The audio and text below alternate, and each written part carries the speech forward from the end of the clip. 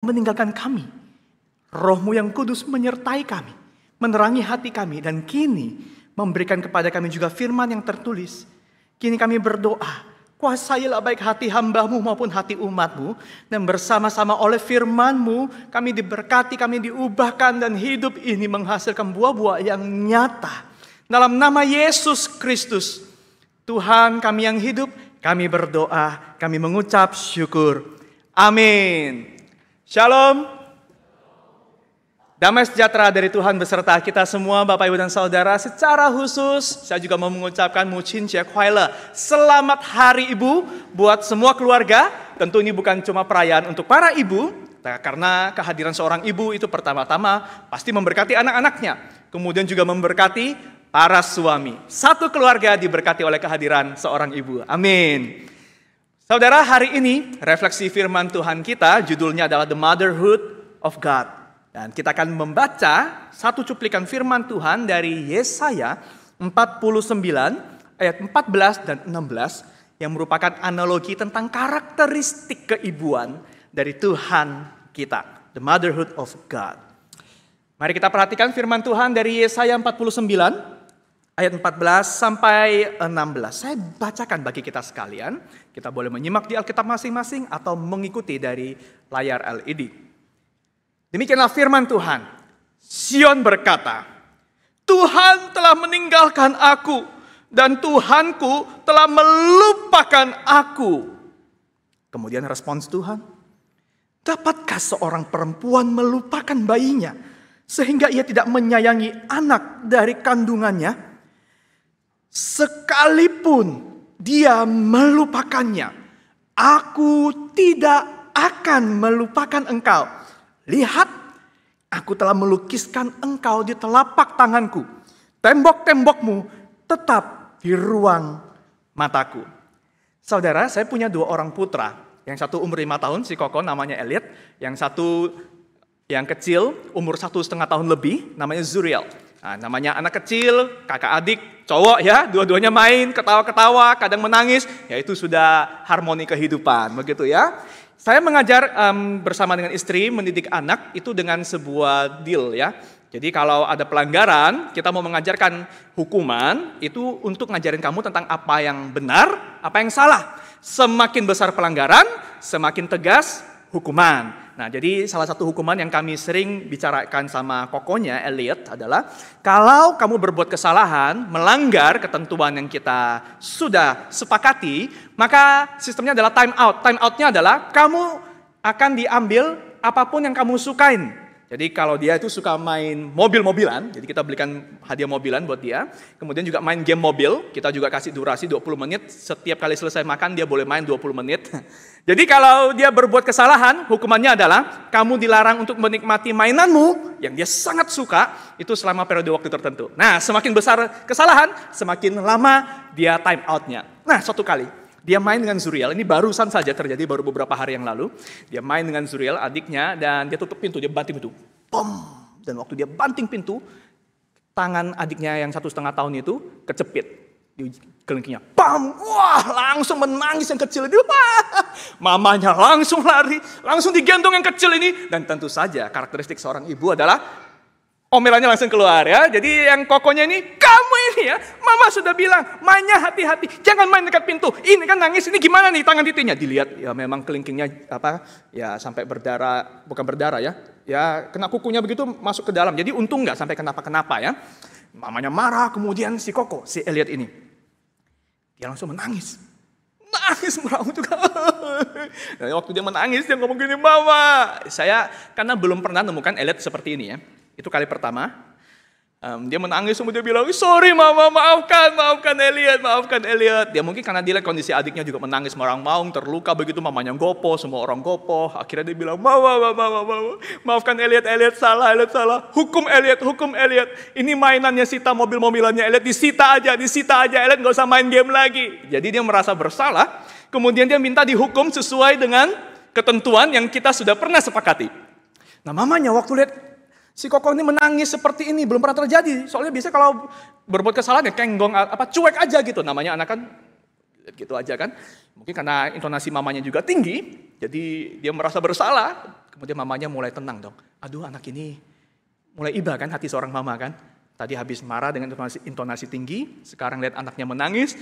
Aduh, pengen dihukum juga nggak tega, karena kan anaknya juga nggak sengaja, apalagi dia sudah minta maaf, menangis lagi, kudu gimana ya. Tapi kalau nggak dididik, karena kami sepakat mendidik anak dengan hukuman seperti ini adalah untuk kebaikan anak kan, ya dia juga nggak belajar. Akhirnya, oke, mama kasih hukuman, kamu nggak boleh main mobil-mobilanmu termasuk game, itu selama 1 minggu. Ternyata si Elliot itu malah minta, jangan Ma, jangan 1 minggu, 1 tahun saja, hukum Elliot 1 tahun saja. Dia minta lebih. Nah mamanya bilang, enggak, 1 minggu aja. Menurut mamanya ini enggak layak sampai dihukum 1 tahun. Kan? Tapi dia enggak mau ngotot. Jadi rupanya dia yang awalnya kita kira menyadari kesalahannya dan minta dihukum itu untuk mengurangi perasaan bersalahnya, menebus begitu ya. Ternyata itu sudah berubah menjadi perasaan mengasihani diri. Nggak usah 1 minggu, 1 tahun aja aku juga rela, kira-kira begitu ya. Nah mamanya daripada berpolemik, ya udah kita mulai dulu, kita coba 1 minggu, setelah 1 minggu kita lihat lagi gimana. Iya. Nah namanya anak habis berbuat salah, disuruh apapun nurut. Akhirnya disuruh latihan piano, biasanya latihan piano setengah mati. Hari itu latihan pianonya lancar, selesai latihan piano, dia mulai ngajak mamanya, ayo ma kita ke kamar. Apa yang dilakukan? Karena mobilnya dia parkir di meja rias mamanya itu, penuh ya. Mulai kan mau disita kan. Mamanya mulai ambil satu-satu. Emosinya mulai reda. Dan dari perasaan menyesal, perasaan mengasihani diri, sekarang mulai negosiasi.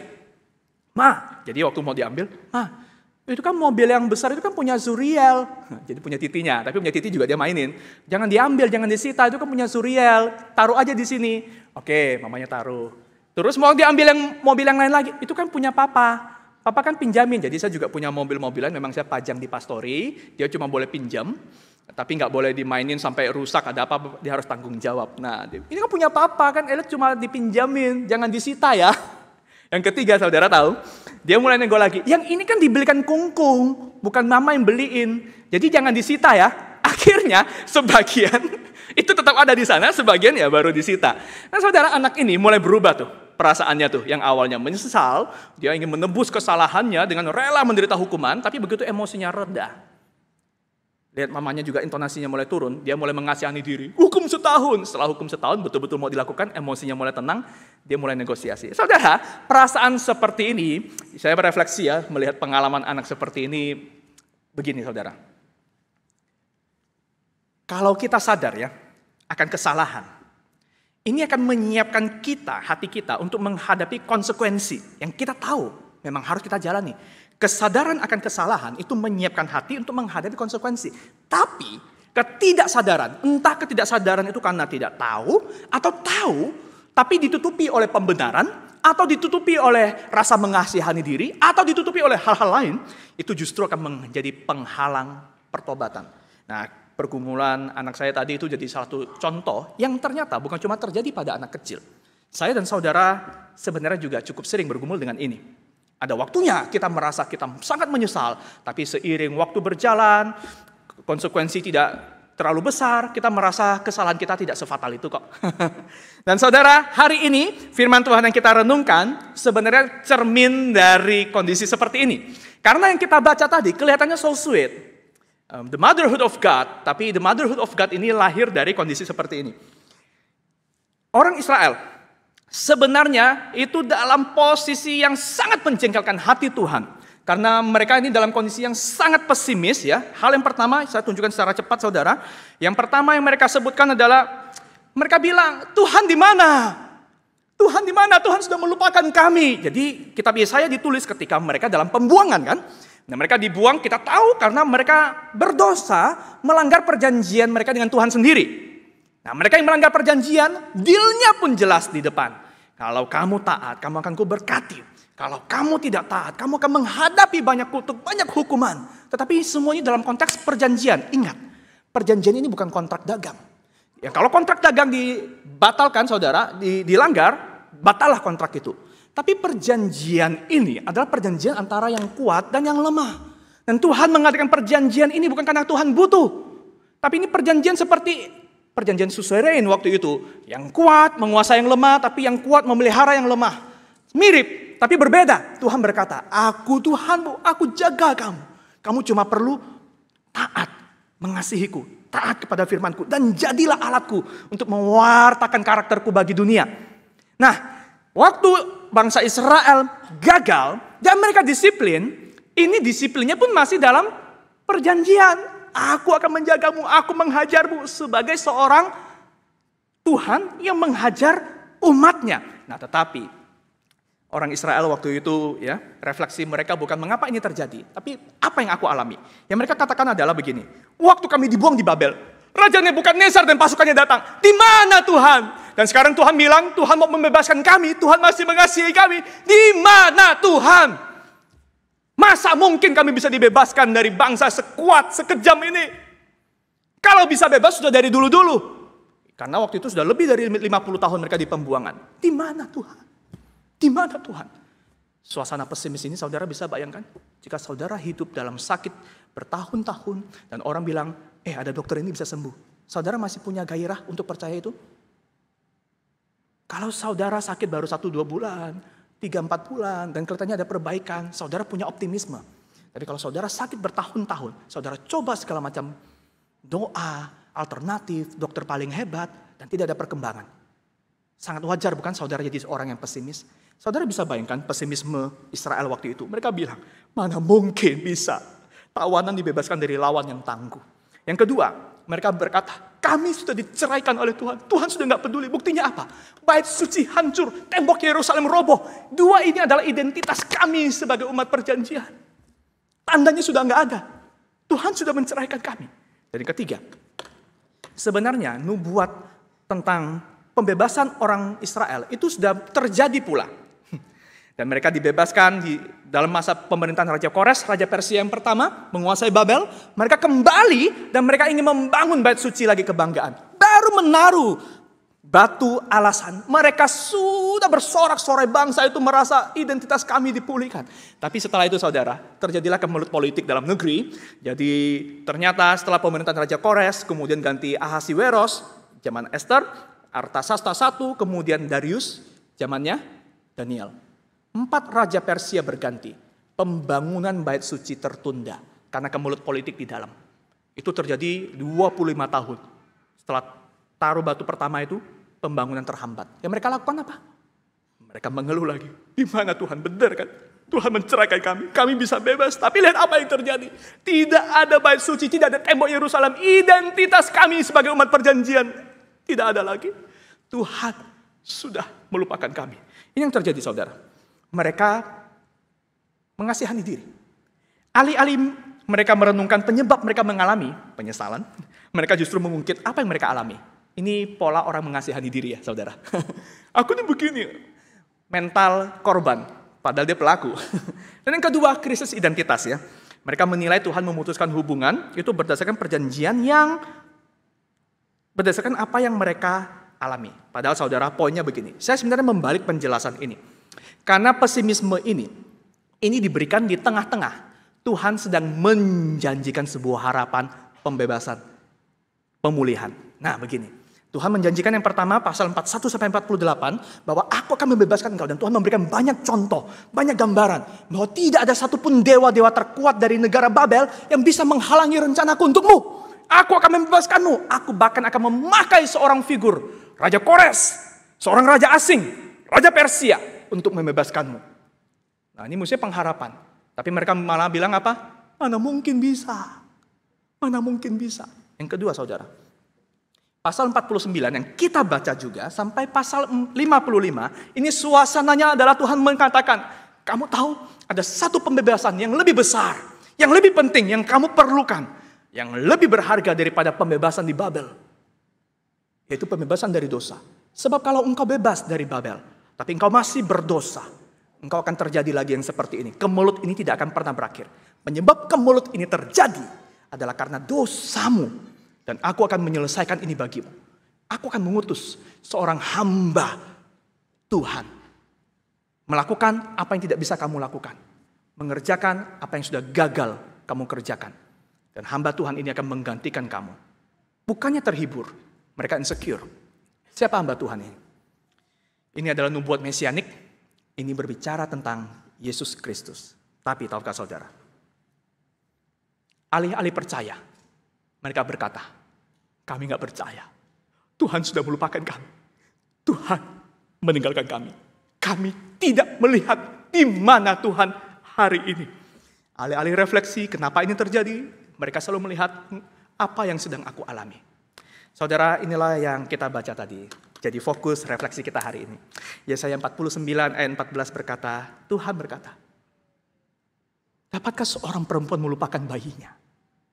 Kamu kalau punya bayi, sedang menangis minta susu, akankah kamu tinggalkan dia? Nggak akan, bukan? Sekalipun ada di antara kamu yang memang hari ini kita akan temukan, ada yang membuang bayinya, aku tidak akan melakukan itu. Tuhan sebenarnya memberikan 3 analogi. Yang pertama yang akan kita renungkan hari ini adalah tentang kamu itu bagaikan seorang bayi dan aku adalah mamamu. Aku mempedulikanmu. Yang kedua, kamu adalah bagaikan pengantin. Saudara, kalau menikah pengantin perempuan bisa jadi sorotan ya. Perhiasannya, dandanannya. Wow, kamu adalah bagaikan pengantin. Kamu akan diperhatikan, kamu akan dikasihi. Dan yang ketiga Tuhan bilang, kamu adalah bagaikan wanita, perempuan yang merasa dirinya mandul. Padahal pada kenyataannya, kamu akan melahirkan banyak sekali anak. Ini ungkapan Tuhan untuk mau bilang, aku tidak melupakanmu. Kamu akan disayangi, kamu akan diperhatikan, akan didandani, dan kamu akan menghasilkan banyak buah. Kamu akan jadi berkat kesaksian bagi banyak orang. Anak-anakmu akan datang. Dan saudara, kenapa Tuhan memberikan analogi-analogi ini? Sebab analogi ini adalah analogi yang mau berkata, Tuhan seperti mau berkata, aku menjelaskan panjang lebar tentang aku yang akan kerjakan buat kamu. Dan kamu bahkan sudah melihat bagaimana penggenapan nubuat itu. Tapi engkau tidak mengerti hatiku untukmu. Sekarang aku sampaikan ini. Semoga engkau bisa mengerti. Sebab engkau mengalami pengalaman seperti ini, bukan? Dan ini saudara, refleksi kita hari ini. Ada 2 poin. Yang pertama adalah, dengan analogi ini, the motherhood of God. Tuhan menggambarkan dirinya sebagai seorang ibu. Tuhan mau bilang, kesetiaanku melampaui kegagalanmu. Kesetiaan Tuhan melampaui kegagalan manusia, saudara, dan saya. Dan Tuhan memberikan analogi kasih seorang ibu untuk menolong kita memahami kasih Allah yang bahkan lebih daripada seorang ibu. Karena saudara jujur, mau berkata Tuhan mengasihi saudara, saudara tahu dari mana? Saudara dengar khotbah berkali-kali, saudara tahu. Tapi kalau tidak mengalami, itu lain cerita, saudara. Kita bicara kasih, kita bicara anugerah, tanpa kita mengalami, kita tidak sungguh-sungguh mengerti. Dan tidak sungguh-sungguh bisa melakukan. Maka analogi ini juga menolong saya. Misalnya waktu saya bicara tentang kasih ibu, saudara bisa coba merenungkan punya pengalaman apa dengan mama masing-masing. Saya ingat, saya punya pengalaman satu yang sangat menarik. Saya tidak pernah menganggap mama saya sayang saya. Karena saya 3 bersaudara, saya anak kedua. Punya Cece, punya Titi. Cece anak perempuan selalu diperhatikan.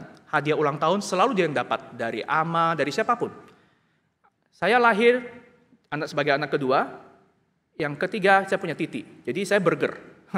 Jadi saya betul merasakan dilema anak tengah. Titi yang paling kecil selalu disayang, dimanja, lebih diperhatikan dari yang lain. Saya di tengah-tengah, saya bahkan termasuk anak yang karena kurang perhatian. Jadinya kasar, ingin mencari perhatian dengan kuasa. Saya termasuk take kan, di antara 20-an sepupu di Pontianak. Maka saya kasar, saya berlaku kasar untuk dapat kuasa dan perhatian. Dan saudara tahu, mama saya dan papa saya juga tidak pernah mendidik kami dengan nilai-nilai, ya karena kami bukan keluarga Kristen, nilai-nilai yang membuat kami merasa kami ini berharga. Setidaknya saya. Kami dari keluarga Toto. Jadi kalau anak berbuat baik, mencapai prestasi, itu sudah wajar dan seharusnya. Tidak perlu apresiasi. Tapi kalau anak berbuat salah, tidak mencapai target, itu sudah pasti celaan dan hukuman akan terjadi. Dan itu yang saya rasakan. Bolak-balik, saya tidak merasa diri berharga. Mama saya jarang memuji. Sampai satu kali. Saya ikut ke gereja karena harus menuhin absensi sekolah Kristen. Lalu waktu itu gereja singkatnya ada paduan suara Natal. Nah, saya ikut latihan berkali-kali, lalu waktu itu kakak sekolah minggunya bilang, baik, kita akan tampil bulan depan buat Natal, semua yang nyanyi wajib pakai kemeja putih. Nah, mama saya seorang penjahit. Saya polos, masih kecil sekali, kemudian saya baru ngasih tahu mama saya, perlu baju putih untuk nyanyi Natal di gereja, itu H-1 jam 5 sore. Sementara nyanyi di gereja itu jam 8 pagi esoknya. Maka saya bilang sama mama, Ma, besok aku nyanyi di gereja. Jahitkan baju kemeja putih. Soalnya kakak sekolah minggu bilang harus pakai kemeja putih. Mama saya marah. Kamu. Nah ya dengan gayanya. Ini sudah jam berapa? Kamu baru minta? Nggak bisa, nggak bisa. Saya juga marah. Anak kecil nggak mau tahu, nggak pakai rasio. Pokoknya harus. Masa aku sudah latihan, mama nggak jahitin. Yang dilihat apa yang saya alami, nggak memikirkan keadaan mama. Anak kecil banget kan. Akhirnya mama saya bilang, nggak bisa, nggak bisa, nggak bisa. Mana ada bahan, mana bisa mama jahitin dalam waktu 1 malam. Akhirnya saya marah, saya banting pintu, saya masuk kamar, saya kunci kamar, saya tidak mau makan malam itu. Subuhnya saya kebangun. Itu tertidur karena menangis kan, jengkel kan. Saya subuh, saya bangun mati. Gimana nih mas, aku nggak latihan. Maka saya keluar pintu. Dan saya dengar suara mesin jahit. Tak, tak, tak, tak, tak, tak. Masih pakai kaki itu dia. Tak, tak, tak, tak, tak, tak, tak. Begitu saya keluar, mama saya lihat. Saya pura-pura nggak mau lihat mama saya. Masih marah kan. Mama saya bilang, Hanson sini. Coba dulu ini. Pas nggak? Ternyata mama saya sepanjang malam, nggak tidur, nggak tahu dia cari bahan dari mana. Dia jahitkan kemeja putih yang saya butuhkan untuk jam 8 pagi, nyanyi paduan suara di gereja, yang bukan imannya mama saya juga. Saudara, untuk anak yang mokong, yang kurang ajar seperti ini buat seorang mama berkorban seperti itu, saya nggak merasa itu kasih mama. Sampai saya tentu saja setelah dewasa, saya merenungkan kembali, saya baru mengerti itu yang namanya pengorbanan. Tapi waktu itu terjadi, saya bahkan tidak berkata terima kasih. Saya merasa itu hal yang juga patut mama saya lakukan, karena saya memang diajar seperti itu. Hal yang baik itu sudah sepatutnya. Kalau ada hal yang kurang baik, saya marah. Saya meniru kan values itu. Saudara, maka kalau saya mau berkata tentang kasih Tuhan, kesetiaan Tuhan, yang saya ingat pertama kali adalah pengalaman seperti ini. Kesetiaan Tuhan, pengorbanan Tuhan, yang ternyata tidak selalu saya anggap sebagai kesetiaan. Karena sedari kecil saya merasa kesetiaan itu adalah sesuatu yang memang sudah sewajarnya orang tua berikan. Dan yang kedua saudara, kesetiaan Tuhan seringkali tidak kita terima sebagai kesetiaan. Karena dia tidak seperti yang kita bayangkan. Kesetiaan seringkali berbicara tentang apa yang menyenangkan, apa yang kita rasa, oh ya, ini aku dikasihi. Tapi tahukah saudara, waktu orang tua mendisiplin mama-mama, apalagi ya, orang tua terpaksa mendisiplin anak, ya tentu yang biasanya kalau disiplinnya makin kencang ya, biasanya yang paling terluka adalah hati orang tua dulu ya, menangis di dalam, aduh sebenarnya nggak tega, tapi gimana? Anak seringkali tidak melihat hukuman, disiplin itu sebagai bentuk kesetiaan. Anak akan berkata, papa mama kok kejam, papa mama kok tega, aku nggak suka ini. Dan mereka berkata, papa mama tidak sayang aku lagi, papa mama sudah melupakan aku. Dan pengalaman ini tidak dianggap pengalaman kesetiaan. Padahal mereka tidak dicoret dari kakak. Masih makan, masih dapat semua fasilitas. Tapi somehow mereka tidak melihat ini sebagai kesetiaan. Dan saudara, waktu Tuhan berkata, aku tidak melupakanmu. Kamu hai orang tua, karena Tuhan berbicara kepada jemaat dewasa bukan? Kamu bayangkan kamu seorang mama.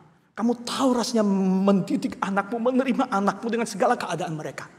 Bahkan ada momen saat engkau merasa engkau menghukum mereka demi kebaikan mereka. Tidakkah kau mengerti? Itulah tanda kesetiaanmu pada mereka. Demikianlah kasih dan kesetiaanku padamu. Bahkan sekalipun ada dari engkau yang melupakan bayinya. Entah karena alasan apapun. Karena benci, karena jengkel, karena gak kuat, gak tahan. Aku tidak demikian. Kesetiaan Tuhan ini saudara mempengaruhi kita bagaimana? Mempengaruhi kita sebelum kita ngomong ke hubungan keluarga, mama terutama ya. Begini. Saudara, ini akan menghadirkan rasa security yang besar sekali. Ya, rasa aman yang besar. Karena kita dipenuhi dengan berbagai rasa nggak aman ya. Bukan cuma soal diri kita. Saudara coba pikirkan tentang masa depan, tentang orang tua, kondisi bagaimana, nanti kalau sudah tua, kerja, kesehatan, siapa yang rawat. Apalagi dengan sahabat, dengan saudara-saudara di luar kota, aku harus bagaimana? Mikir tentang anak, aduh ini anak masa depan bisa jadi apa ya? Aduh harus begini, harus kita khawatir. Dan semakin kita khawatir tentang masa depan anak, kita berusaha memikirkan yang terbaik, kita berusaha, kita berupaya. Semakin kita khawatir, semakin kita takut. Semakin apalagi kalau daya upaya kita ternyata tidak menghasilkan apa yang kita harapkan. Saudara bisa bayangkan perasaan seperti ini? Bukankah ini mirip dengan apa yang Israel alami? Di mana kesetiaan Tuhan? Aduh Tuhan di mana? Kita lebih berjuang dengan daya upaya kita. Dan ini poinnya saudara. Ketika Tuhan berkata, kesetiaanku melampaui bahkan kegagalanmu. Ini bukan tentang upayamu. Ini tentang kedaulatanku. Saudara, saya ingat sebuah ilustrasi. Ketika ada seorang anak dan seorang mama gandengan tangan mau nyebrang jalan. Pada siapa tergantung keselamatan anak ini supaya bisa nyebrang jalan dengan selamat. Gandengan si mama atau gandengan si anak? Atau keduanya? Gandengan siapa yang berarti? Gandengan anak atau gandengan orang tua? Atau keduanya? Jawabannya adalah bukan keduanya. Yang berarti adalah gandengan orang tua. Kalau anak mau menggandeng, dia akan punya perjalanan yang menyenangkan. Ketika anak menggandeng tangan orang tuanya, mereka menyeberang jalan, akan jadi sangat mudah. Tapi terjadilah sang anak, namanya anak kecil, distracted, lihat, ada toko mainan, ada atraksi yang menarik. Maka dia berusaha untuk melepaskan gandengan dari mamanya, dia pengen menuju ke sana, padahal ini dalam perjalanan menyeberang, berbahaya. Maka saudara, apa yang akan saudara lakukan sebagai mama, sebagai papa, sebagai orang tua menggandeng anak kecil? Semakin anak itu ingin melepaskan gandengannya, maka semakin saudara akan menggenggam kuat tangannya. Dan semakin dia memaksa lepas, semakin saudara genggam makin kuat. Dan semakin saudara genggam kuat, semakin tangannya kesakitan, dia akan berteriak, "Ma, lepasin! Aku pengen lihat itu, aku pengen lihat itu. Mama kok jahat, mama kok ganggu sih, mama ini sakit, lepasin." Si anak tidak menyadari bahwa genggaman tangan yang keras itu justru untuk melindungi dia. Tapi saudara tahu ilustrasi ini mau ngomong apa? Sekalipun anak itu tidak menggandeng, genggaman tangan si mama itulah yang memastikan anak ini selamat, masa depannya terjamin. Tapi kalau anak ini menggandeng balik saudara, hidupnya akan penuh sukacita, damai sejahtera. Dia melepas, maka disiplin, kekuatan terpaksa digunakan. Dan saudara, ini mau berkata bahwa kesetiaan Tuhan melampaui kegagalan kita, itu memberikan kepada kita rasa secure, rasa aman yang besar. Bukan berarti kita tidak berusaha. Orang yang berusaha di dalam rasa aman itu sangat berbeda impact-nya dengan orang yang berusaha untuk mendapatkan rasa aman. Saudara begini, coba saudara bayangkan, saudara kalau seperti anak saya, bersalah, kita merasa kita layak dihukum, bukan? Celakanya, kenapa ya banyak orang yang berbuat dosa? Katakanlah dosa moral yang sering dipandang lebih buruk dari yang lain, padahal itu keliru. Misalnya dosa seksual. Orang yang merasa melakukan dosa seksual itu merasa, aku berdosa, aku tidak layak lagi di hadapan Tuhan. Alih-alih orang melakukan dosa dan menyadari dosanya, dia tidak datang kepada Tuhan untuk minta pengampunan, pengudusan. Yang dilakukan adalah aku tak layak lagi. Dia malah makin menghindar dari Tuhan. Bukankah ini perasaan insecure? Aku gak layak lagi, Tuhan pasti jijik lihat aku. Padahal Tuhan jijik juga lihat saudara dan saya, tanpa kita berbuat hal-hal amoral sekalipun. Tetapi perasaan berdosa ini lahir dari insecurity kita, seolah-olah Tuhan itu melihat apa yang kita lakukan semata-mata. No, saudara. Saudara dan saya ini kotor.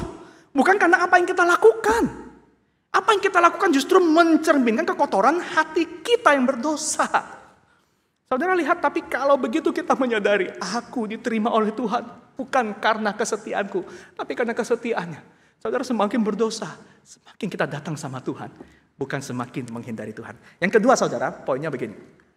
Pemulihan dari Tuhan, ini akan selalu disertai dengan panggilan untuk berpartisipasi dalam keselamatannya. Karena Tuhan memilih umatnya bukan supaya kamu selamat masuk surga. Dian. Dari awal dipilih untuk menjadi cerminku, gambar rupaku. Berkat bagi bangsa-bangsa. Tapi gagal kan?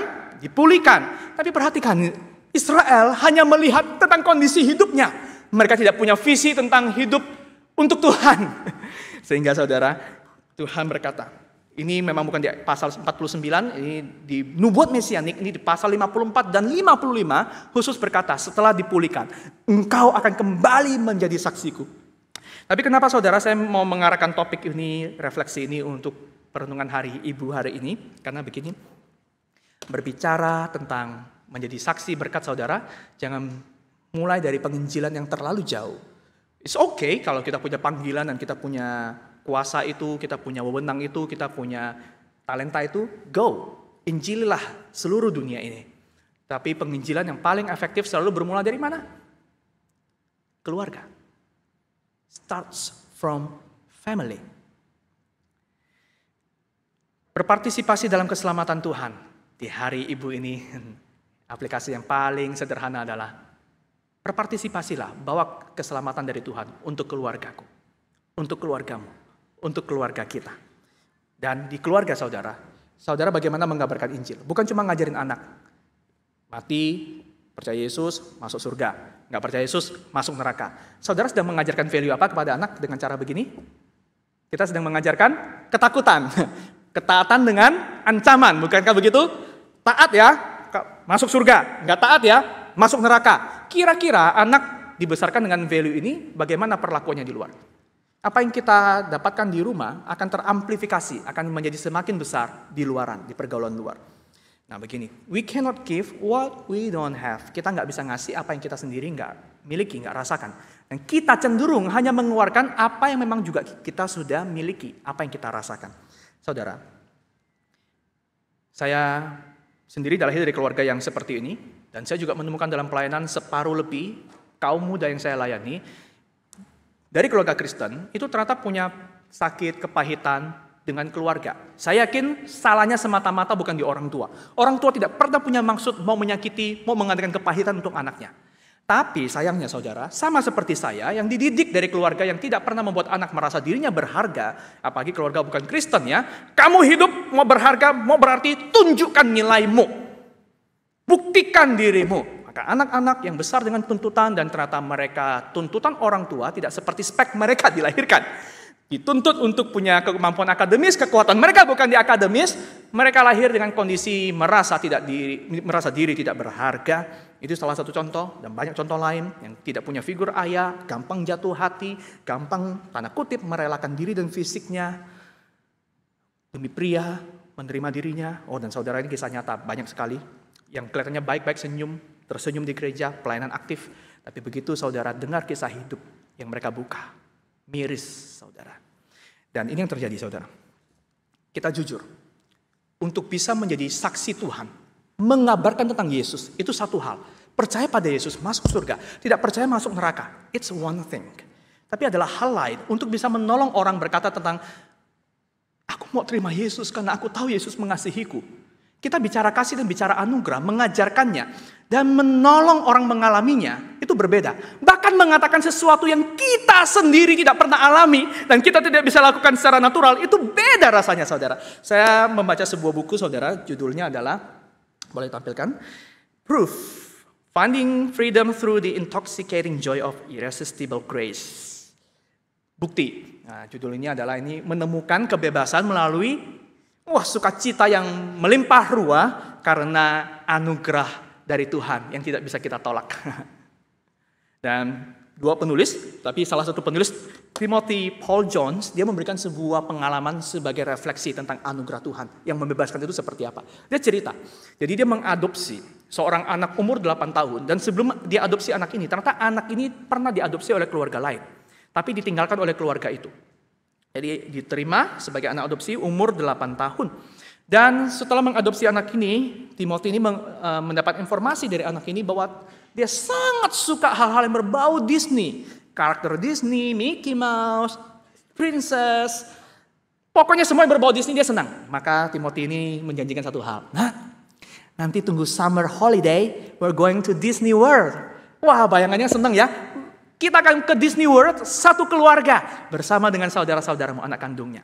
Tapi saudara tahu, ternyata setelah diumumkan bahwa mereka akan ke Disney World dalam 2 bulan, ternyata anak perempuannya ini malah behaviornya, perilakunya mencengangkan, buruk sekali. Dia tulis di bukunya itu devilish, ya, seperti setan kecil gitu ya.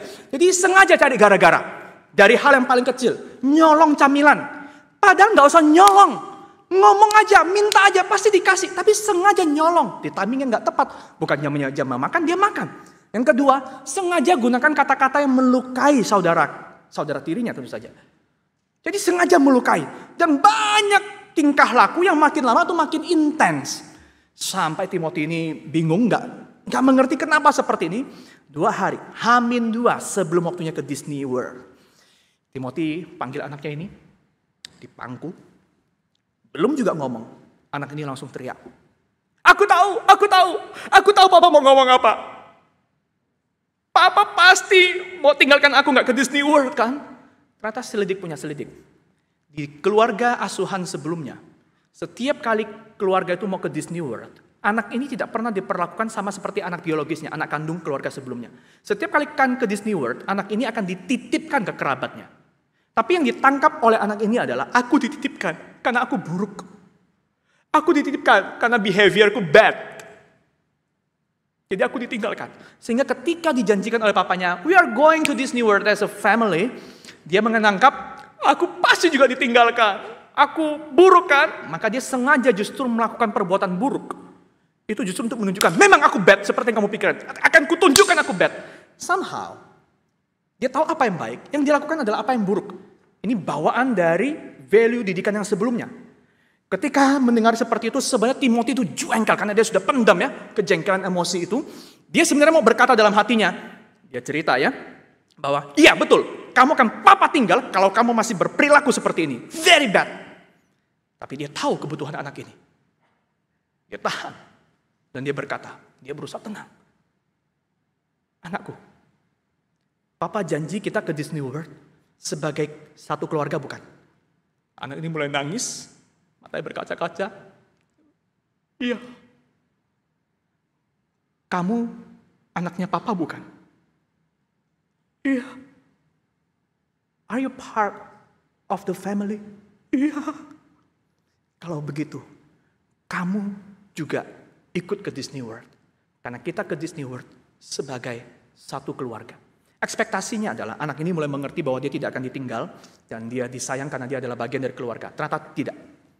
Sampai hari H, mereka naik pesawat ke Florida, kemudian ditransit di hotel, di pesawat, dimanapun anak itu masih berulah. Berulah, sangat aneh, menjengkelkan sekali. Padahal sudah dikasih tahu, kamu part of the family, bahkan ini sudah berangkat dari rumah. Kamu masih takut apa lagi? Kenapa masih behave seperti ini? Ternyata saudara, perubahan mulai terjadi setelah mereka tiba di Disney World. Di hotel, sore hari, anak yang lahir anak ini seperti lahir jadi anak yang baru. Perilakunya berubah drastis. Behave, perilakunya sangat baik. Sangat menyenangkan. Ya ada nangis-nangis sedikit khas anak-anak, tapi sangat berbeda dengan sebelumnya. Malamnya sebelum tidur, ditanyain sama Timothy, nak, bagaimana hari pertamamu di Disney World? Senang? Anak ini diajak berdoa, digenggam tangannya. Kemudian setelah berdoa, anak ini buka matanya dan dia bilang, Daddy, thank you. Because I got to go to Disney World. Not because I am good. But because I am yours. Aku bisa ke Disney World. Bukan karena aku perilakunya baik atau buruk. Bukan karena aku baik. Tapi karena aku punya papa ya. Saudara, ini sudah diajarkan sebelum mereka berangkat kan H-2. Tapi kenapa setelah mengalami dia baru bisa mengamini ini? Sebab mengetahui dan mengalami sendiri adalah dua hal yang berbeda. Saudara dan saya juga produk dari keluarga yang bukan broken, tapi tidak pernah merasakan bahwa saya dikasihi, tidak pernah ada ekspresi itu. Tuntutan banyak sekali, saya merasa minder, tidak berharga, sampai seorang guru sekolah minggu memperlakukan saya seperti Yesus, hanya dengan cara sederhana. Dia tahu nama saya dan waktu drama Natal, dia pilih saya jadi peran Tuhan Yesus. Mestinya saya jadi cocok jadi peran Yudas ya, atau jadi setannya sekalian. Tapi dia pilih saya jadi Yesus. Cara sederhana yang membuat saya bisa mengerti apa itu grace. Yang sering saya dengar, nilai agama saya 100 terus kok. Saya tahu apa itu, siapa itu Yesus, apa yang dia lakukan. Semua kisah Alkitab saya tahu kok. Tapi mengalami sendiri. Sampai Yesus menjumpai saya lewat kehadiran seorang guru sekolah minggu. Saya baru mengerti apa itu kasih, apa itu grace. Saudara begini. Outrageous grace. Wah, kasih yang gila. Anugerah yang gak layak, yang melimpah ruah yang kita alami saudara.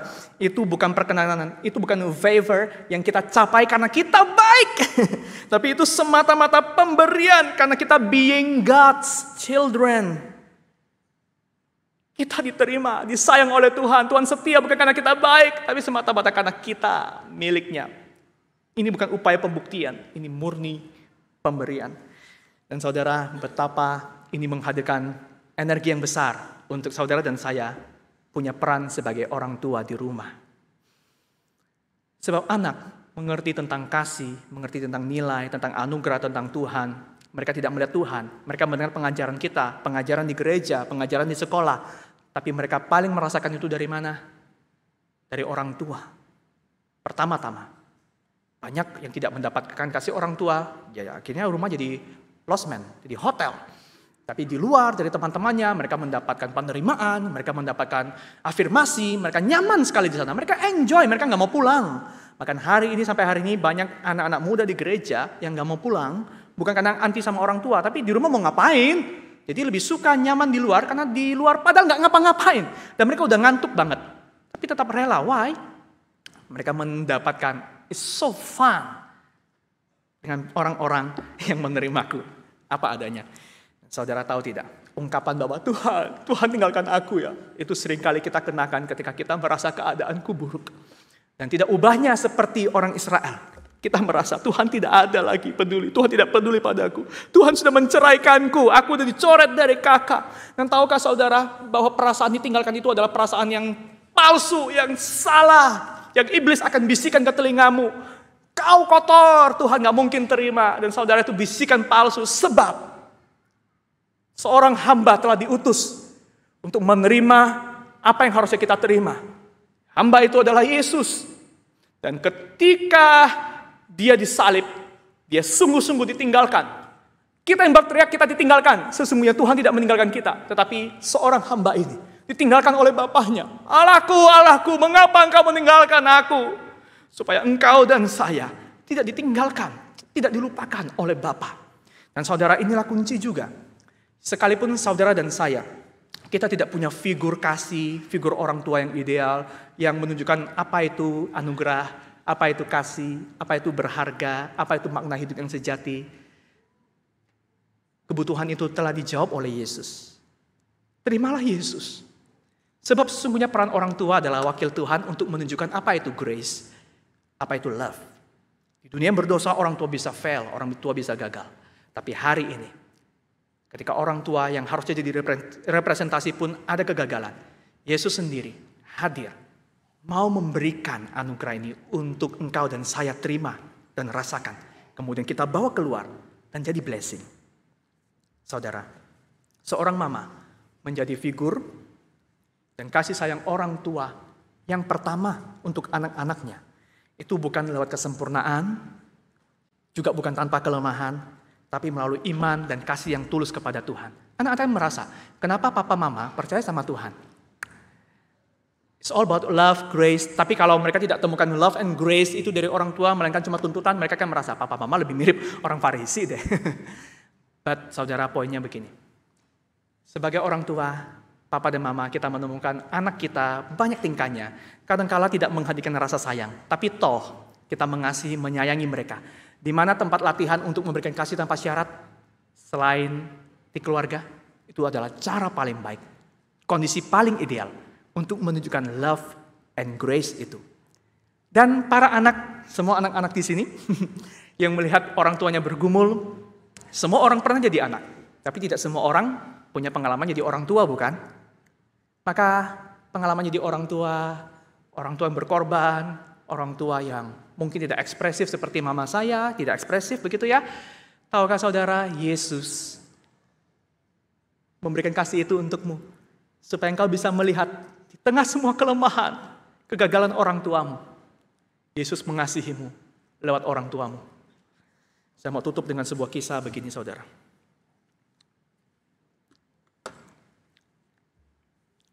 Waktu saya remaja ada seminar parenting di Pontianak. Waktu itu ada 2 orang ibu selesai seminar itu merespon. Ibu yang pertama itu merespon dengan menangis. Dia protes pada pembicara karena dia berkata, kalau Tuhan itu peduli, Tuhan baik, Tuhan punya maksud rencana yang baik, kenapa anak saya lahirnya cacat? Jadi anaknya lahir dengan kondisi punya handicap secara mental, autis, kurang lebih seperti itu. Jadi dia bilang, saya berdoa, saya melayani, saya baik-baik, saya jaga baik-baik. Kenapa Tuhan kasih anak ini pada saya? Bicara dengan empati, menjelaskan, almarhum pendeta Bigman Sirait ya waktu itu ya, menjelaskan dengan empati. Tapi ibu ini tidak mau terima, karena memang dia tidak butuh jawaban. Dia sedang dalam kondisi mengasihani diri. Persis seperti Israel, persis seperti putra saya tadi. Dia tidak terima, dia protes. Bapak gak pernah mengalami apa yang saya alami, Bapak ngomongnya enak. Oh jadi suasananya malah gak enak, gaduh. Waduh, bayangkan waktunya Q&A, ditutup dengan mestinya yang enak, ini malah jadi gaduh. Lalu ada satu ibu lagi angkat tangan, satu belum selesai, satu lagi angkat tangan. Ibu ini bilang, maaf, saya bukan mau bertanya, saya mau sharing boleh nggak? Dia mengarah ke ibu satunya tadi, ibu, saya mengerti apa yang ibu alami. Karena saya mengalami seperti yang ibu alami. Saya juga melahirkan seorang anak dengan handicap.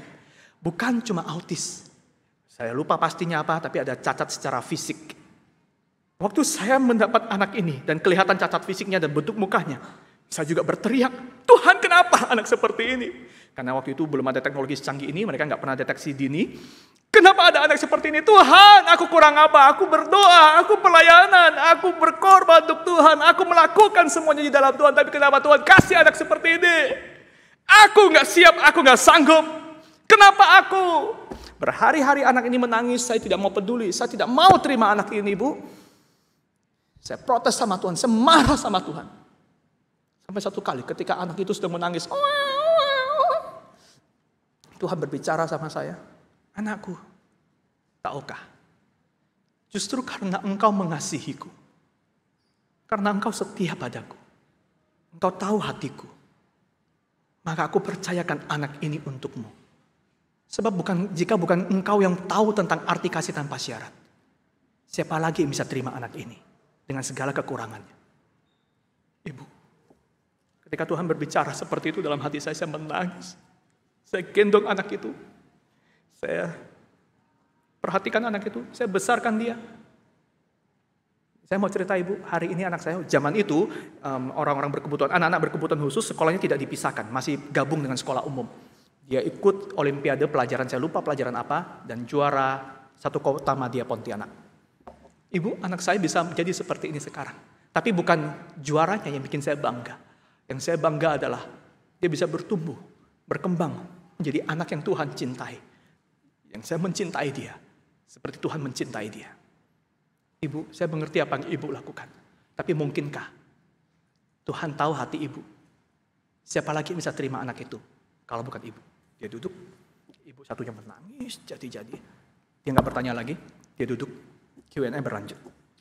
Saudara, testimoni ini memberitahu kita satu hal. Bahwa kasih tanpa syarat itu pertama kali dirasakan. Bukan dari teori, tapi dari pengalaman. Tempat pertama untuk bisa merasakan kasih Tuhan idealnya adalah keluarga. Dan figur pertama yang menggendong, yang melahirkan anak, itu adalah mama. Para mama, thank God untuk panggilan ini. Di manakah saudara bisa memberitakan Injil menjadi saksi Kristus? Pertama untuk anak-anakmu, untuk keluargamu. Berikan grace, berikan kasih. Sebelum engkau memberikan mereka panduan, tuntutan supaya bisa bertahan dalam hidup. Jangan dibalik. Jangan tuntutan mendahului kasih. Berikan kasih, grace, bahkan di tengah kegagalan mereka. Berikan seperti Tuhan berikan untuk saudara, seperti Tuhan berikan untuk anak itu. Kita akan tutup dengan menyaksikan sebuah klip representasi saja perwakilan dari beberapa anak-anak Elsat Youth yang berbicara tentang mama mereka. Dan saudara perhatikan, seorang mama yang menjadi gambar Tuhan itu bukan cuma satu style. Nanti akan kita temukan orang bilang mamanya begini, begitu, stylenya macam-macam. Tapi at the end, anak itu bisa berkata, I thank God for my mom. I thank God for God's grace through them. Mari kita saksikan.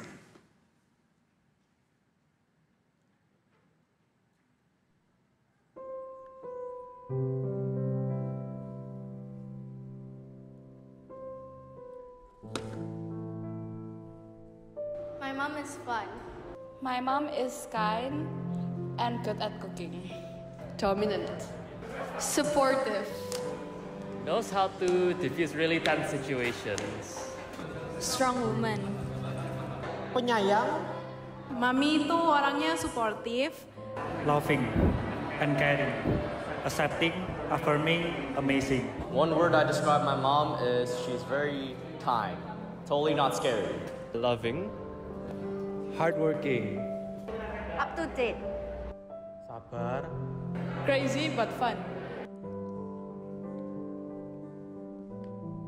Happy Mother's Day! I love you, Ma. I love you, Ma. Thank you, Mi. Thanks, Mom, for being one of my closest friends. Thank you for taking care of me. I'm really grateful for that. Terima kasih udah selalu ada dan selalu sabar buat aku yang keras kepala ini. Terima kasih Ma karena udah mau didik aku, besarin aku, maafin semua kesalahanku sampai hari ini. Michael sangat bersyukur karena bisa menjadi anaknya Mama. Thank you for taking care of us. Thank you for everything. Happy Mother's Day. Something that I'd like to say to my mom is don't stop being my mom. I love you. Make sure you take care of me a lot, and also give me more for my allowance, please. Thank you for always supporting me and my education. Happy Mother's Day, Mom. I hope you stay happy and healthy. Happy Mother's Day untuk Mama dan losu-losu sekolah minggu yang sudah membesarkan kita murid-murid sekolah minggu dari kecil sampai sekarang dewasa pun. Thank you. Terima kasih karena telah membesarkan aku hingga saat ini, dan pesan dari aku, semoga Mama sehat selalu. Thank you for being a mom like sister to me.